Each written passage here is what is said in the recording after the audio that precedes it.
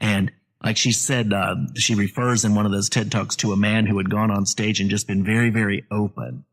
And she said that when we think about opening up, we think that's such a weak thing to do.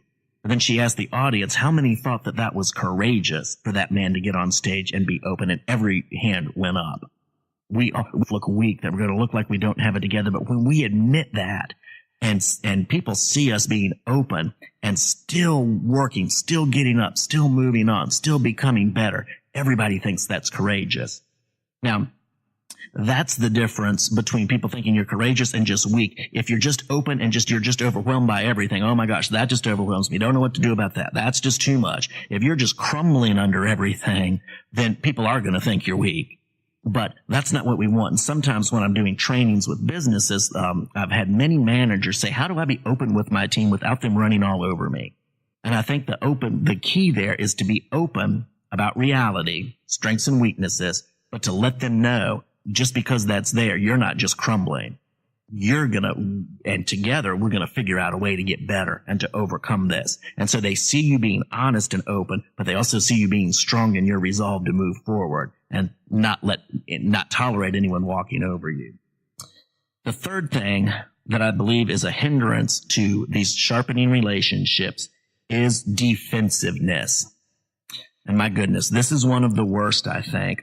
We just can't handle anybody seeing that there's an area of need or an area to be developed in us. I think that this is a result of poor self-image, and it causes us to push others and their counsel away.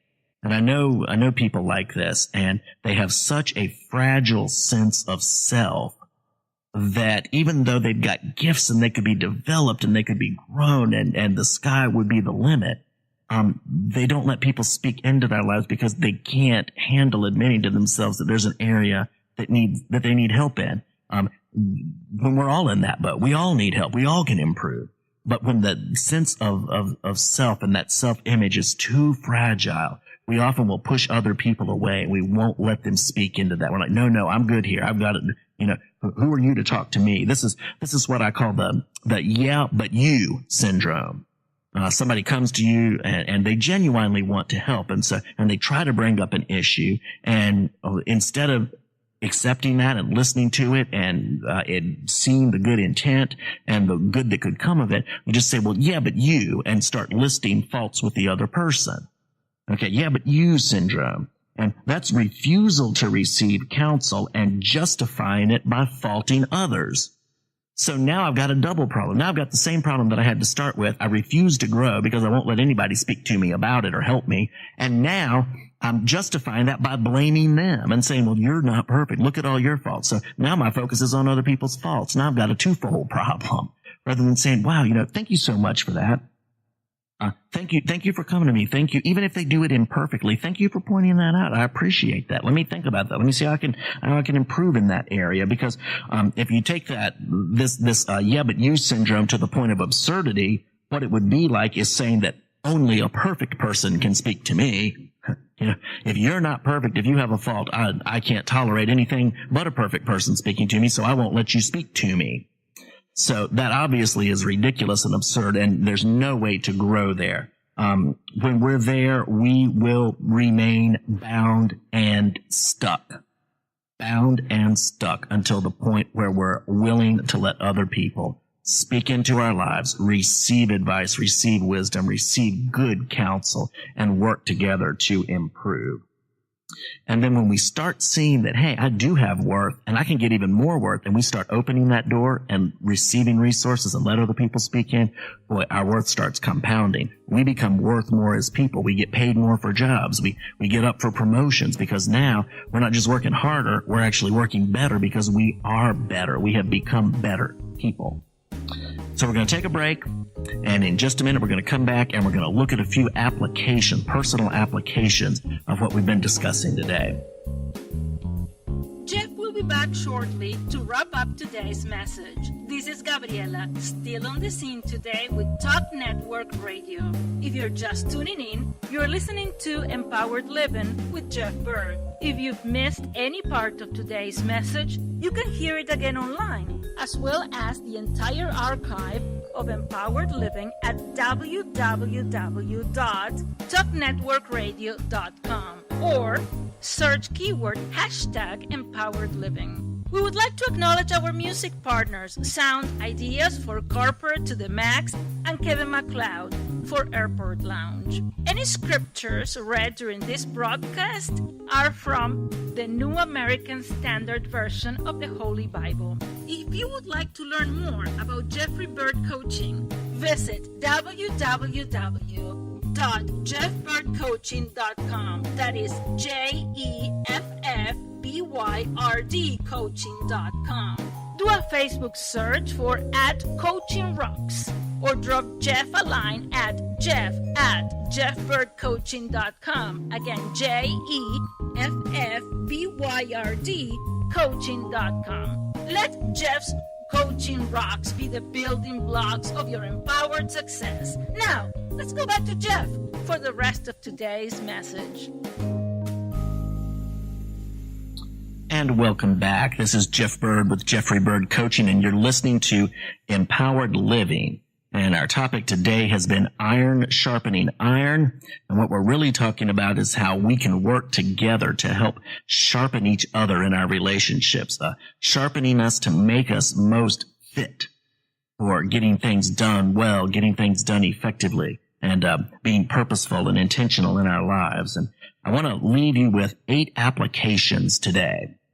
Number 1 is seek out those who will speak into your life honestly and allow you to do the same. And let me tell you, this is difficult to find these people. Even when you want it, it's hard. We can start by opening the door and being vulnerable, and because most people, they're just not comfortable with telling other people what they see as their faults. We can start by telling people, hey, say, I think I really need to grow in this area. You know, what do you see? Kind of get the conversation going, but seek out those people. And when you find them, hang on to them.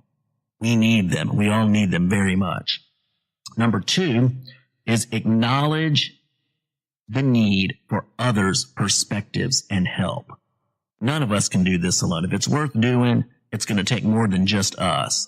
Trust me, I've tried most of my life to do so many things just on with my own ability. And now that I've got help, now that I've got mentors, now that I've got a good, solid team that I can talk to, the growth has just been so much easier, fun, and effective.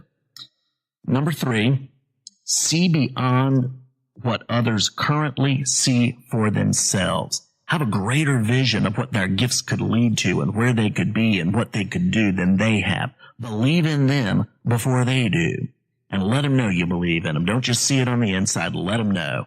Just like I said earlier about my friend Chuck and what he saw for me, and now it's actually a reality. Even when I didn't believe it, he still saw it, and he spoke it out loud to me and let me know, and that made a difference. It planted that seed, and it planted that vision, and now it's actually become reality. Number 4, celebrate the strengths others have that you do not, and see how together a greater difference can be made. I used to be so intimidated. I thought I had to be the best at everything. It was absolutely ridiculous. And I was just intimidated when I was around people who were smarter in certain areas than I was. And now I tell you what, you bring them around me now and I'm like, oh, good. Let's be friends, because I never know when I might need that strength you got. And I'm so glad other people are good. I'm so glad I've got friends that are good in marketing and good in broadcasting and good in other things that I'm just not good in. And guess what? I don't want to be good in them. I don't want to have to learn all about that. I just want to call them up when I need something and say, hey, can you take this and run with it for me, so that I can spend my time doing the things that I'm really good at and most effective at. So let's not be intimidated by other strengths. Let's celebrate them and praise them and make friends with them. Like one friend of mine used to say, make friends before you need them. Let's just be friends and see what good we can do together. Number 5 is open space in your heart and mind to receive from others. Like I said, pride closes itself up, closes its heart and its mind. Humility opens space in our hearts and minds and says, hey, wow, let me see what I can learn from every person I meet. And when we go into difficulties, there's a lesson here somewhere. Let's learn everything we can from everybody we can. And let's just open ourselves up to that. Makes it so much easier to be around, and makes life so much more enjoyable and fun too. Number 6, work to overcome fear and speak the truth for the greatest good. We're not trying to win arguments by doing this. We're not putting other people down. We're not finding fault with them.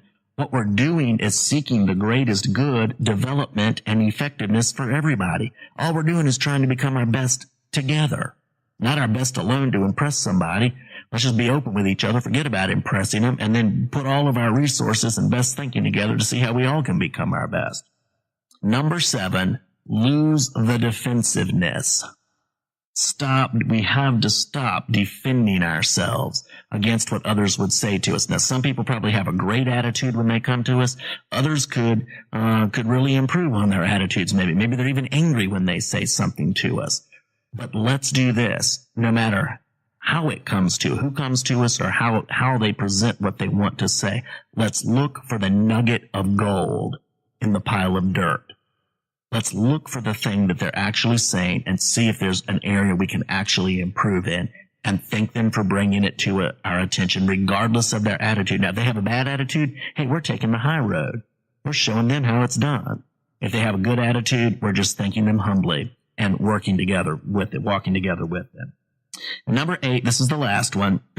Realize that if you acknowledge an area to grow in, you don't become less valuable. So many people think, oh my gosh, if I admit that I'm not that great at that, I'm just going to be less valuable and people are going to see me as less valuable. No, if you admit it and you start working on it and growing in it, they're going to see you as courageous, as open, as honest, and as more valuable. It's going to enhance your value proposition to other people. People honor, they don't despise, unless they have some really serious issues, those who own their needs for growth and who seek counsel and resources and good friends to work together with and develop themselves to be their best for the people around them and for the world around them. People honor that. They don't despise that. So thank you so much for tuning in. This is Jeff Byrd with Jeffrey Byrd Coaching, and this has been Empowered Living, and I'm so glad that you tuned in today.